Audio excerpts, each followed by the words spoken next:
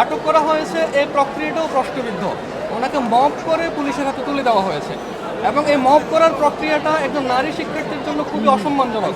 রিয়াজুল ইসলামের স্ত্রী হচ্ছেন বিশ্ববিদ্যালয়ের 4ম আবর্তনের শিক্ষার্থী, আইন বিভাগের শিক্ষার্থী। সুতরাং একজন শিক্ষার্থীকে যে এভাবে মব করে পুলিশের হাতে তুলে দেওয়া হলো, এই বিষয়টাই একটা নারী হেনস্থার ঘটনা ঘটেছে।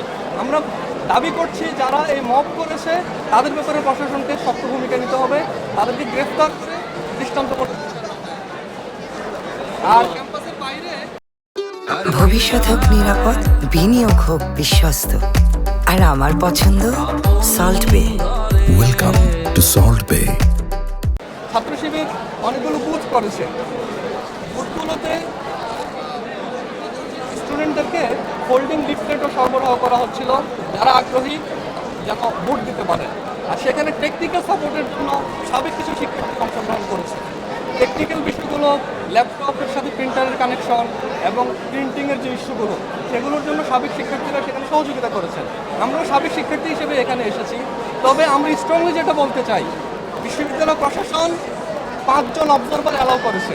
আমরা ছাত্র শিবিরের পক্ষ থেকে গুণে 5 জনই ক্যাম্পাসে প্রবেশ করেছি। একজন ছাত্রদলের 5 জনের অতিরিক্ত প্রবেশ করেছে বলে আমরা জেনেছি। এই বিষয়টা নিয়ে প্রশাসন ভূমিকা গ্রহণ করা দরকার এবং যারা অনুমোদনের বাইরে প্রবেশ করেছে তাদেরকে ক্যাম্পাস থেকে বের করে দেওয়া উচিত এবং এটার ব্যাপারে যে আইনগত পদক্ষেপ গ্রহণ করা প্রয়োজন সেই পদক্ষেপের জন্য প্রশাসন গ্রহণ করে, এটা আমরা দাবি জানাচ্ছি।